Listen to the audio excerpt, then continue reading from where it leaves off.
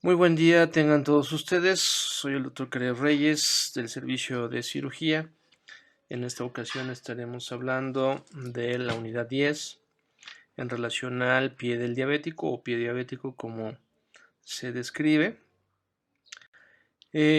Sabemos que hoy en día con el avance de la patología vascular es un problema de salud pública muy importante.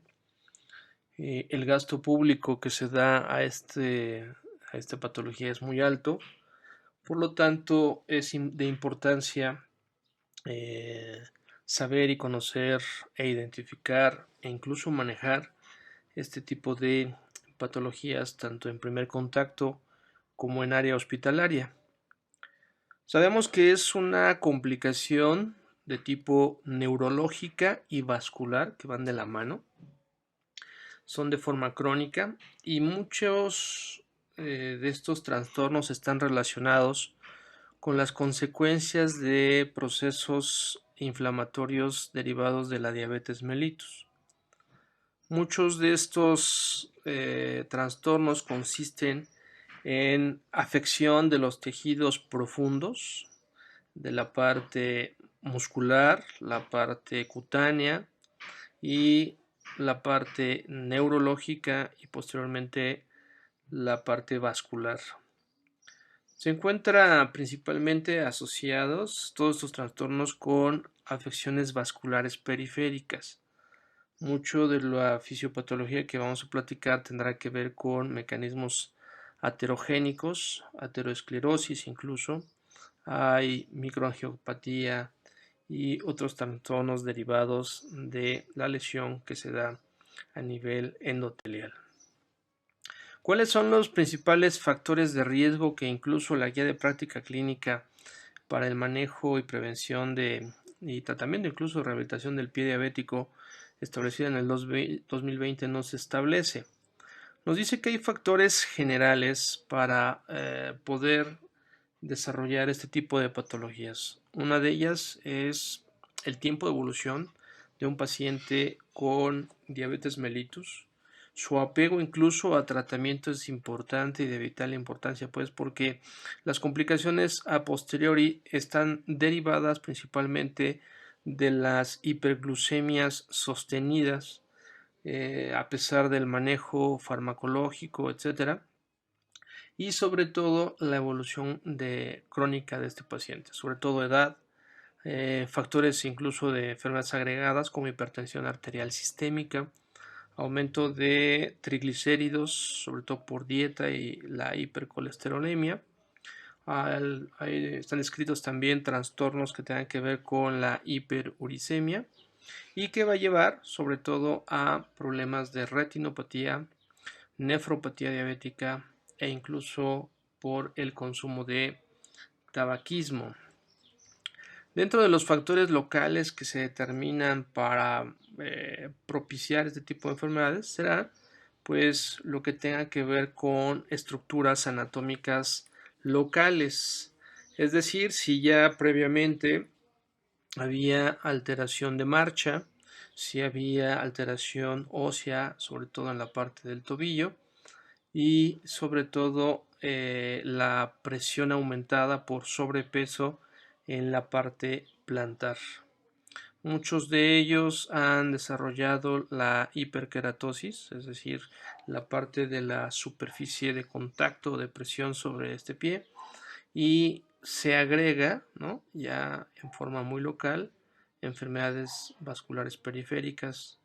Muchos de ellos se asocian con alteraciones de las terminaciones nerviosas distales o de los tejidos, lo que va a favorecer la aparición de neuropatía, la cual también se hace círculos viciosos por traumatismos. El uso del calzado también es muy importante en el sentido del correcto material, evitar la humedad, mantener un pie seco, etcétera, y va a determinar como factores locales. Mucha de esta enfermedad o la parte epidemiológica, estas enfermedades son un problema muy grave desde el punto de vista médico, no se diga del aspecto social y sobre todo económico. No es barata este tipo de enfermedad. Muchos pacientes, cuando visualizan esta parte del gasto que se ejerce a través de curaciones, la parte médica, la parte farmacológica, etcétera, y todo lo que va sumando, pues establecen que no es nada económica o barata este tipo de enfermedades. Cada año vemos un incremento de de estos síndromes, de todas estas enfermedades, ya que, por ejemplo, para el 2006 estábamos hablando de que se incrementaba un 80% las amputaciones. Hoy en día, en relación a la enfermedad que tiene una prevalencia más o menos del 5%, para 2016, es decir, 10 años después, se incrementaba significativamente y hasta el día 2000, bueno, el 2022 se ejerce una prevalencia del 8.3% según las guías de práctica clínica y algunas otras series consultadas. Se dice que de cada 10 pacientes, 7 requieren amputaciones, sobre todo en pacientes bien establecidos que contengan o que se sepan diabéticos con un apego regular o incluso malo a este tipo de patología. Se dice que del 15 al 25% de los pacientes con diabetes padecen pie diabético, ¿sí? Y aproximadamente entre el 15 y el 20% con el pasar de los años sufrirán algún tipo de amputación. Sabemos hoy en día que el 85% de las amputaciones de estos pacientes pudieron haber sido prevenibles. Es una de las patologías más terribles en relación a la necesidad de amputaciones no traumáticas en nuestro país. Y sabemos que con el último reporte, ¿no?, de estas asociaciones del pie diabético, que el 40% de los amputados, es decir, que ya requirió algún procedimiento quirúrgico en el transcurso de los años, en 5 años, por ejemplo, se requerirá amputación de otro miembro, puede ser dedo, extremidad, completamente. ¿Cuáles son las características de esta enfermedad? Bueno, necesitamos entender en 3 patologías muy importantes. Número 1, que tenga que ver con afecciones neuropáticas, es decir, todo lo que tenga que ver con sensación, terminaciones nerviosas, todo lo que tenga que ver con inervaciones, se estará dando por esta patología. La segunda rubro más importante que también hay que entender tendrá que estar en relación con la angiopatía, es decir, necesitaremos saber un poco de anatomía vascular, sobre todo distal, para entender cómo se desarrolla las lesiones endoteliales que conllevan a isquemia.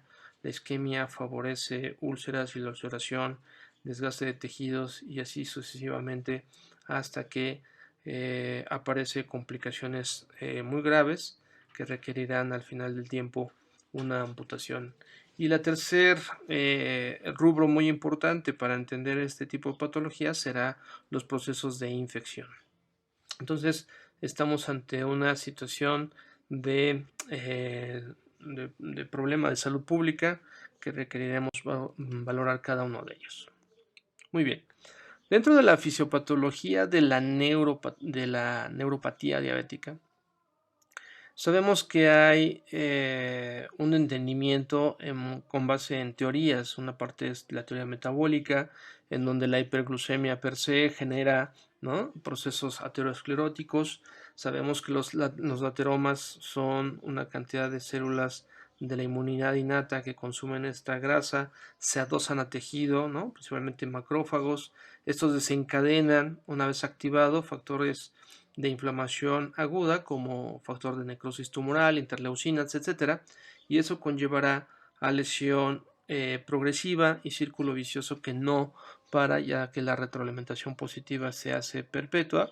No hay forma de evitar estos procesos inflamatorios, aunado al progreso de hiperglucemias, etcétera. Entonces, mucho de esto, de la aparición de esta neuropatía diabética, tendrá que ver con alteraciones de las fibras nerviosas, sobre todo sensitivas. ¿Cuántos no hemos visto la presencia de lesiones cutáneas, ¿no? Por quemaduras, incluso cuando el paciente está en el baño, cuando utiliza algún tipo de tina y por no tener esa sensación de térmica o se encuentra alterada, pues entonces se encuentra lesionada toda la parte afectada.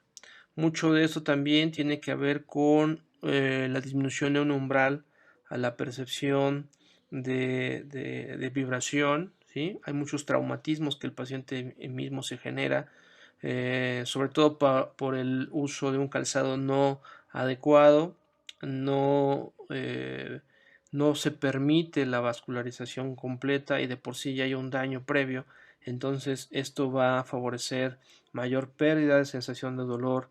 Hay alteraciones en la captación o sensación térmica y la poca diferenciación que existe por la afección de sus nervios distales. Mucho de esto también se tiene que ver con la falta de irrigación, incluso arterial, por la parte vascular, en donde mucho de esto genera una lesión isquémica, lo cual va a condicionar la degeneración nerviosa, la atrofia y las afecciones de neuronas motoras y sensitivas principalmente.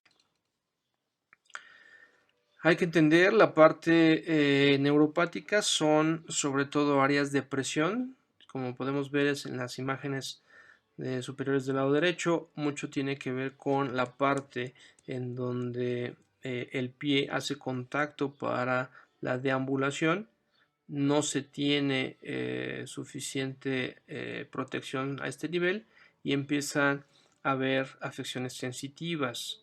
Mucho de esto es la sensación, sin embargo, muy pocos se ha visto que se tenga que ver con algún problema de debilidad o de desnervación. Tiene que ver más con aspectos de alteraciones de las neuronas sensitivas.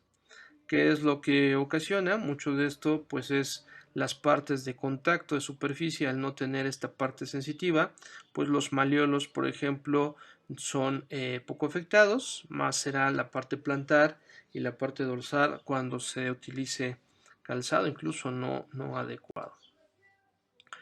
Mucho del progreso de estas afecciones, sobre todo el del pie, van a condicionar trastornos de la integridad ósea, ¿sí?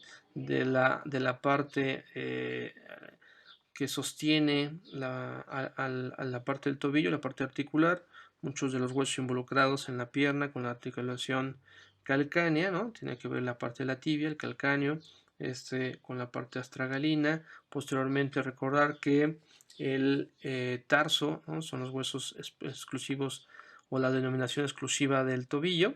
Entonces habrá afecciones de las articulaciones del tarso, afecciones de las articulaciones del metatarso, y posteriormente las partes distales.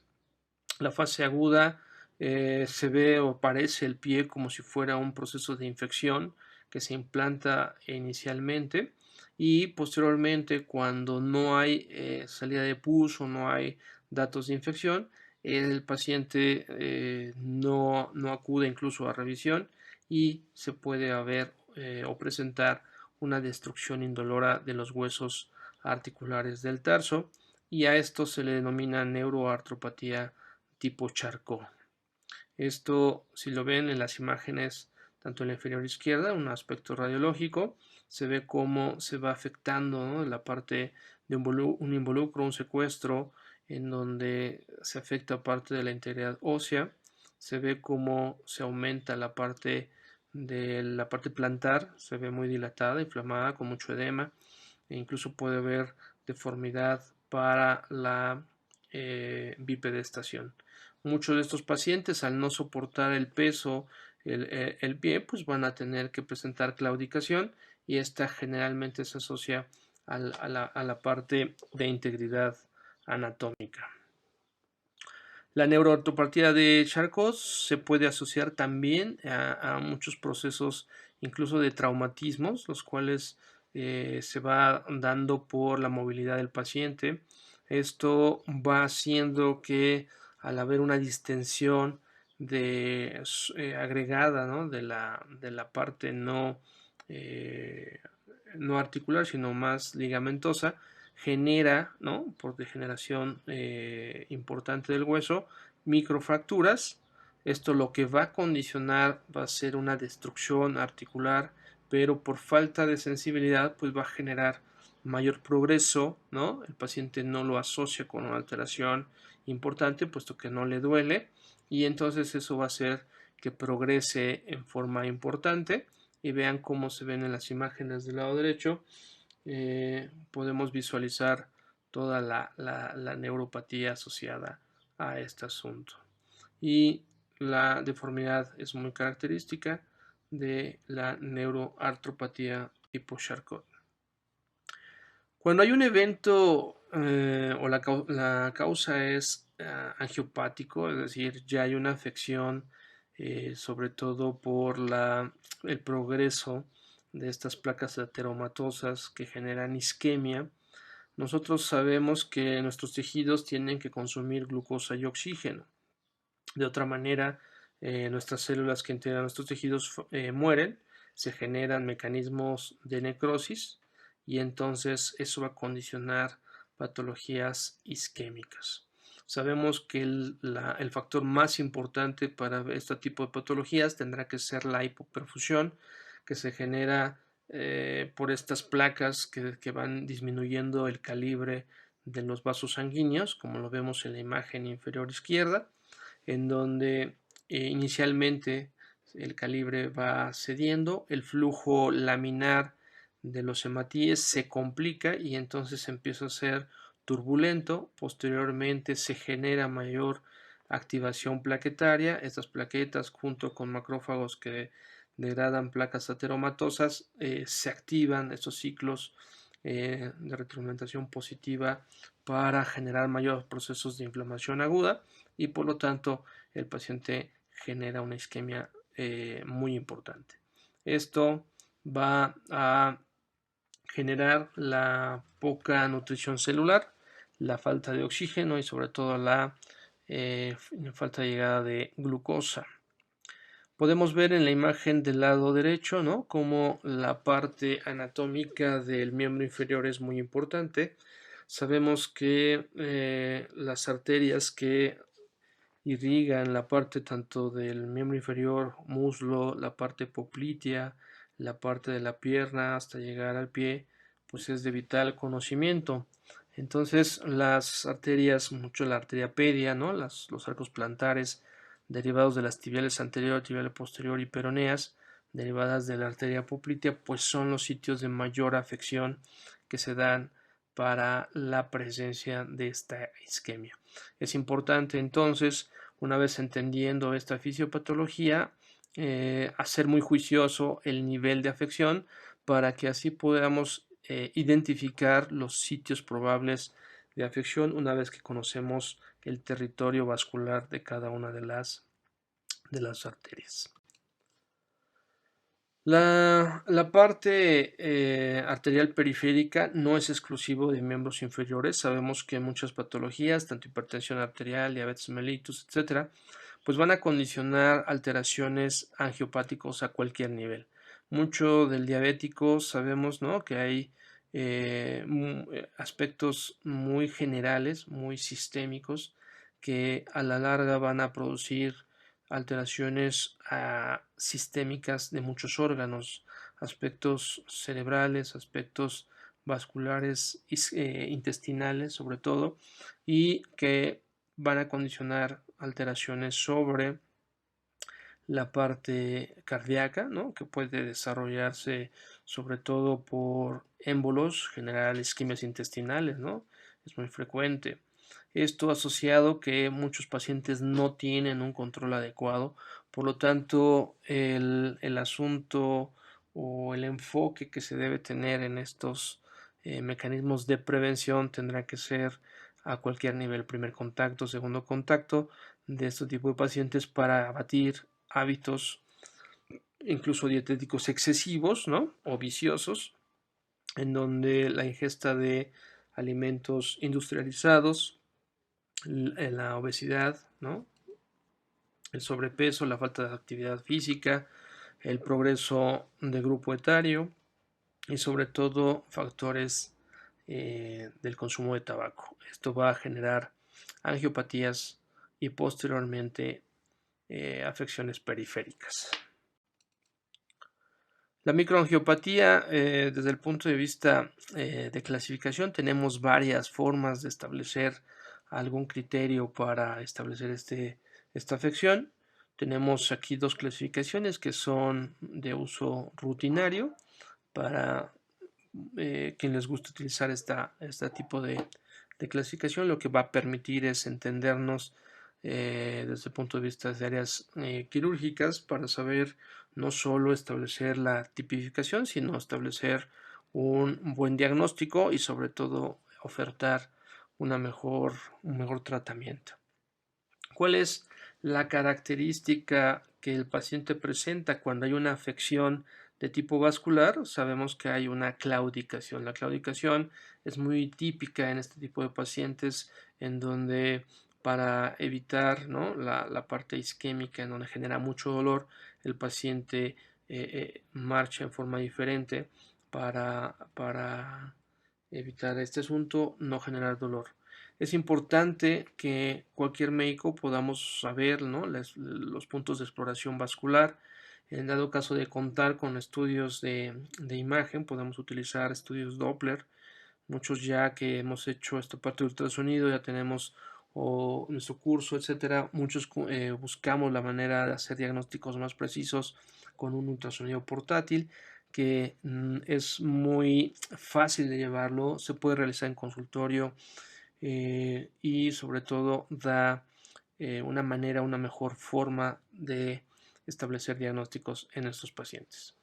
Muchos de ellos tenemos que buscar, ¿no?, la determinación de varios índices. Muchos de ellos se tienen que ver con relación al tobillo con el brazo y sobre todo cuando ya hay una afección bien establecida, bien marcada, llevar estudios arteriográficos en unidades médicas, ya sea privadas o públicas, con servicios de cirugía. Posteriormente, cuando ya se dan procesos de infección en este tipo de pacientes, ya pasamos la parte neuropática, ya pasamos la parte angiopática, ahora hay que identificar mecanismos de infección de todos estos tejidos que son favorecidos pues por procesos de isquemia, ¿no?, principalmente cuando hay penetración de los comensales de las bacterias que se encuentran normalmente en la piel, y cuando ésta se ve afectada, hay pérdida incluso de continuidad de este tejido, es muy fácil el acceso a todos estos agentes etiológicos, lo que van a generar algún proceso de infección que puede ser meramente local y posteriormente, con base a las inmunopatías de los pacientes con diabetes, pues se asocian a procesos de infecciones más graves. Mucho de lo que tiene que ver es traumatismo en la parte protectora de la piel. Se ha asociado, ¿no?, les decía yo, al calzado, a alguna movilidad, alguna caída, etcétera. O incluso me ha tocado ver con los pacientes que sin saber, ¿no?, o sabiendo pues que son diabéticos, acuden con un podólogo. Este podólogo generalmente, no sé, la forma en cómo se esterilice el tipo de material, me ha tocado ver cómo el único antecedente para ver afecciones en este tipo de patologías es el antecedente de haber acudido con un podólogo y empieza, ¿no?, la parte de infección, sobre todo periungual, ¿sí?, y posteriormente a tejidos blandos. Entonces, es muy importante tomarlo en cuenta.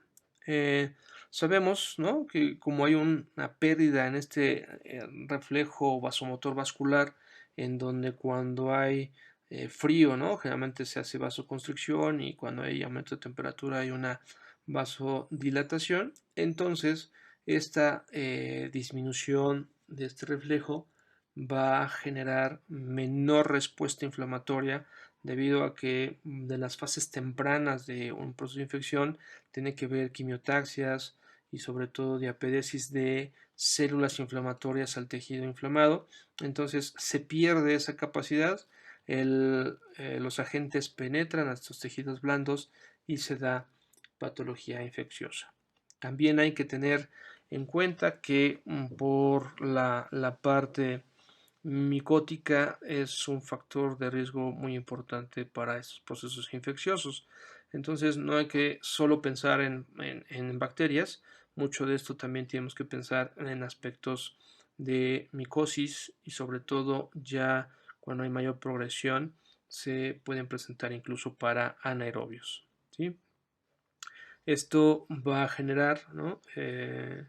Deficientes llegada de células inflamatorias, no hay una correcta cicatrización y por lo tanto se da procesos de infección. ¿Cuál será el factor determinante en el cual debemos estar atentos para la presencia o no de infección en el sentido estricto? Pues serán, como lo hemos visto, factores de hiperglucemia sostenidas en donde a pesar del manejo farmacológico el paciente no logre llevar a la normalidad sus cifras glucémicas.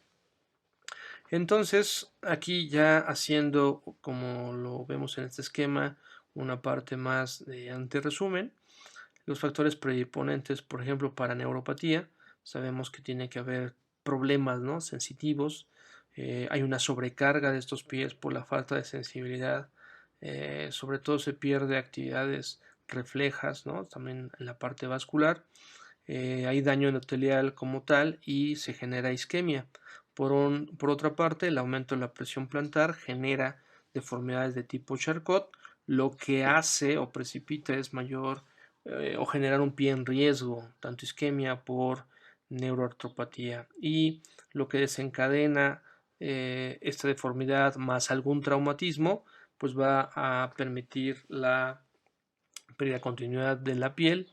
Esto se genera úlcera y posteriormente hay extensión de infección, hay mayor isquemia, mayor neuropatía y por lo tanto lesión tisular muy importante hasta llegar a la parte de la necrosis tisular. Muchos de los pacientes que tenemos que visualizar antes de llegar a estos factores prevenibles tendría que ser, ¿no?, primero detectar que son diabéticos, hay que estar atentos cuando hay demasiada sed, cuando hay aumento en la micción, ¿no?, cuando se dan todos estos criterios para establecer diabetes, bueno, pues recomendar ya sea con primer contacto o con médicos especialistas para establecer el diagnóstico. Muchos de ellos hay que determinar o ser constantes, ¿no?, la determinación de glucosa y todo lo que nos diga las normas oficiales mexicanas para el manejo de este tipo de pacientes y ser reiterativos en todo lo que el paciente es responsable en su salud. Muchos de ellos dejamos desapercibido esto y establecemos al médico el único responsable de todo esto, siendo que el paciente debe generar conciencia, no tener falsas expectativas en relación al uso indiscriminado de medicamentos y que con eso va a ser suficiente. Entonces hay que hacer énfasis en todos los mecanismos de prevención para esta patología.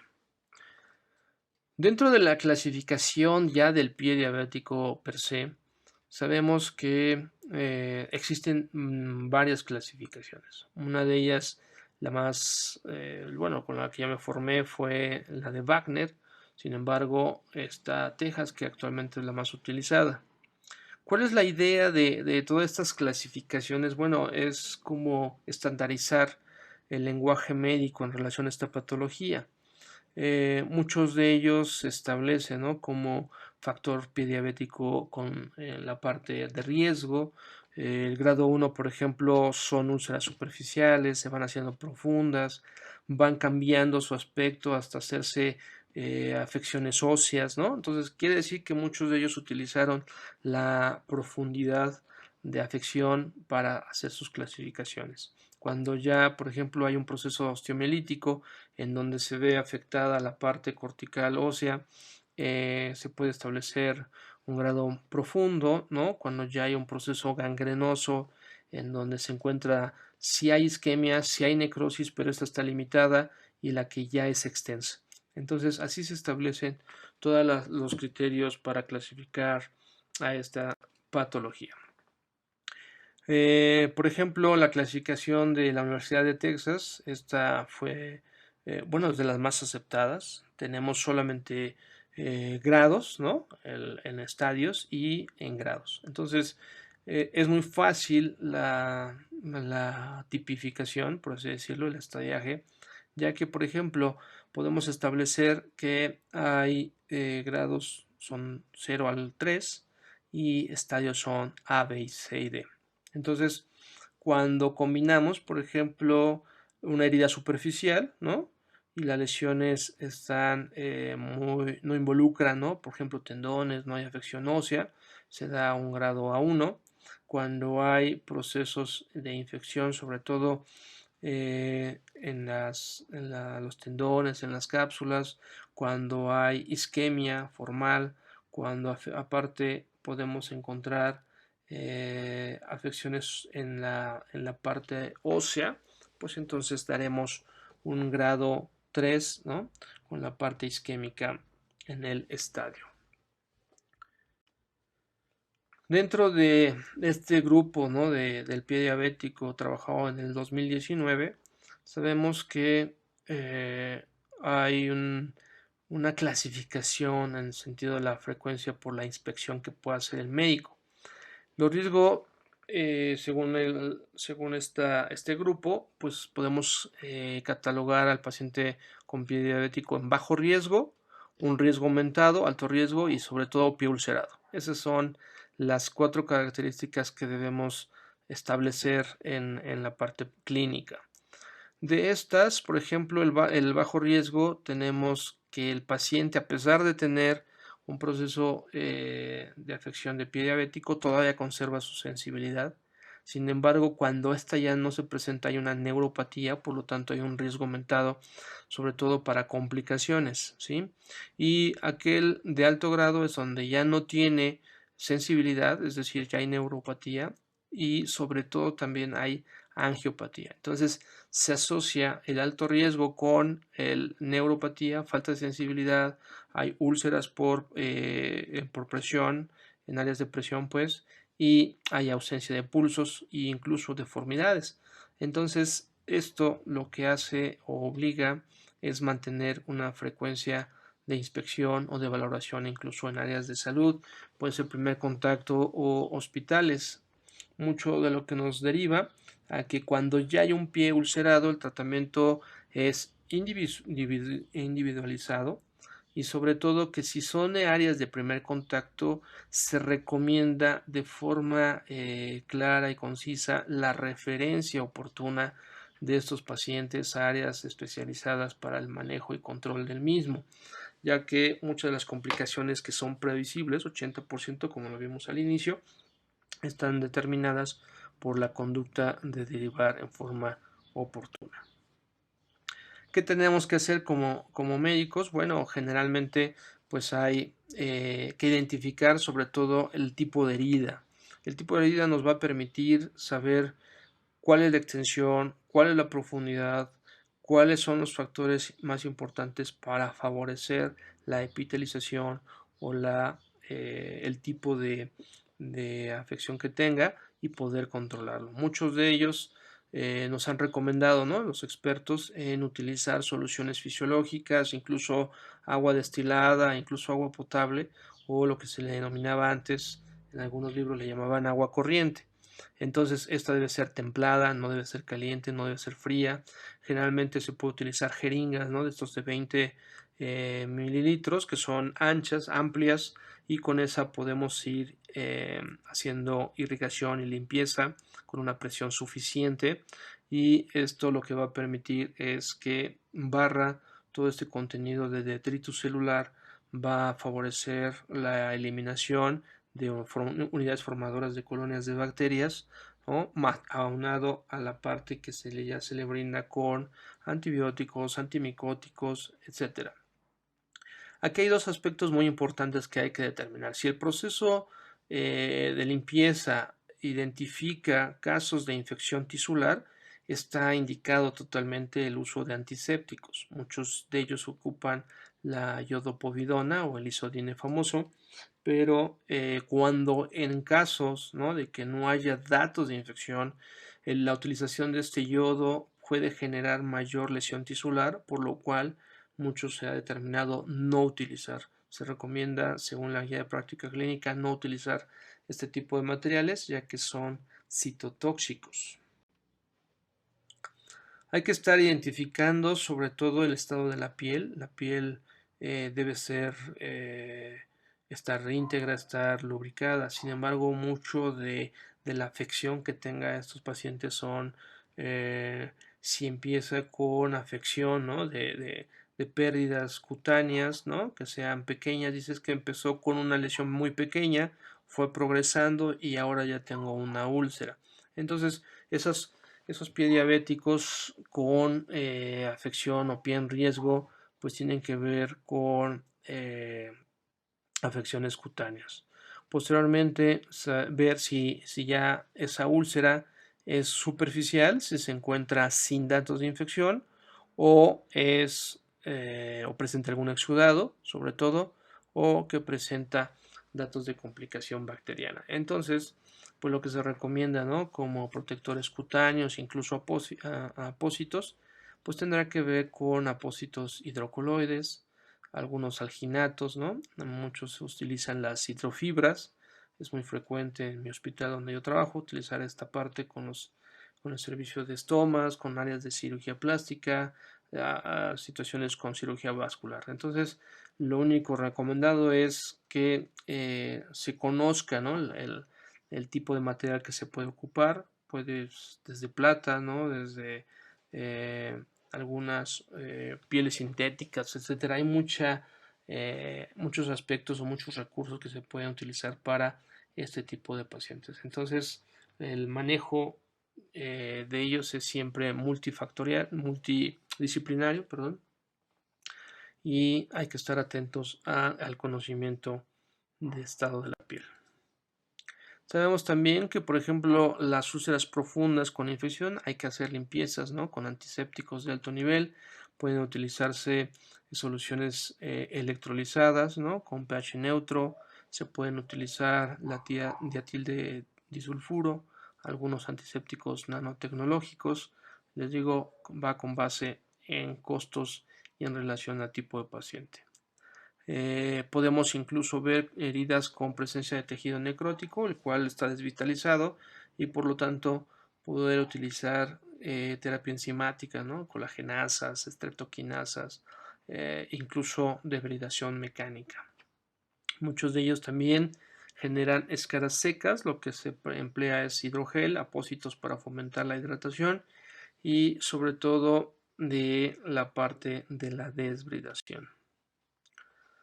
Cuando muchos de estos manejos ya no permiten la autolimitación de la enfermedad, pues sabemos, por ejemplo, según las guías de práctica clínica, que hay indicaciones específicas para un tratamiento ya quirúrgico, ya en áreas especializadas de manejo. Las indicaciones más importantes para ya determinar un tratamiento quirúrgico pues tiene que ver con isquemia aguda, ¿no? Cuando estás notando que el paciente tiene un proceso de necrosis progresiva en donde ya sea aguda o crónica, esta no podrá ser revascularizada, esta parte de tejido del miembro, y entonces pues es una indicación muy clara de tratamiento quirúrgico. Puede haber también pies muy sépticos, ¿no?, muy afectados por mucha bacteria, ¿no? Hay descontrol glucémico, hay una incapacidad del paciente, sobre todo para control infeccioso, y no hay posibilidad de salvamento, ¿no?, por la destrucción en esta configuración, en esta parte del pie de la neuroangioartropatía de tipo Charcot. Pues muchos de ellos se opta por el tratamiento quirúrgico.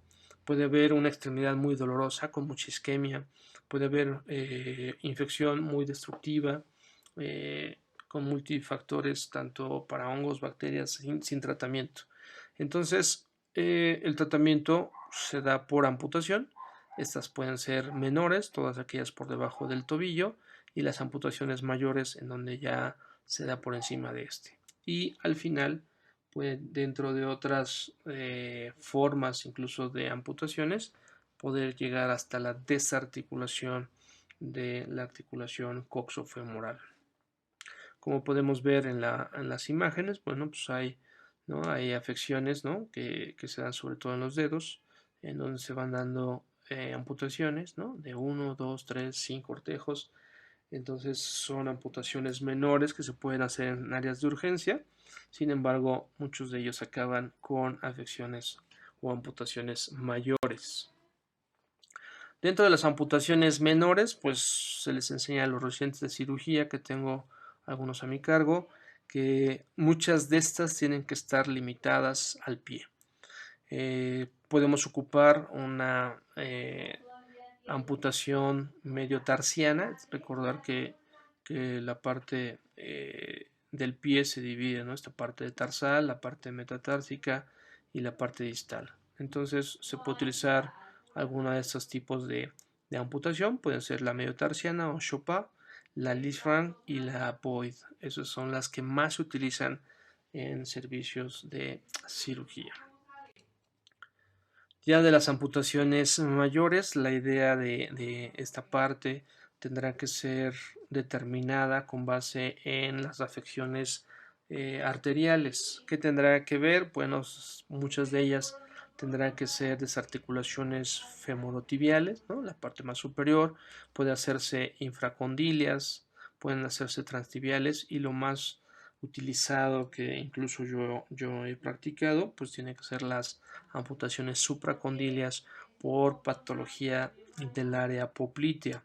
Si en dado caso que hubiese alguna alteración sobre las 5 ramas de la arteria poplitea, ¿no? Las superiores, inferiores y la media, y se hace amputaciones sobre la parte infracondilia, pues se va a complicar este tipo de patología debido a la falta de irrigación sobre la rodilla. Muchos de ellos, el criterio que se hace es buscar la manera de permitirle al paciente una prótesis, ya que la parte articular de la rodilla es vital para este tipo de pacientes. Por lo tanto, es la idea de favorecer el mecanismo de prótesis.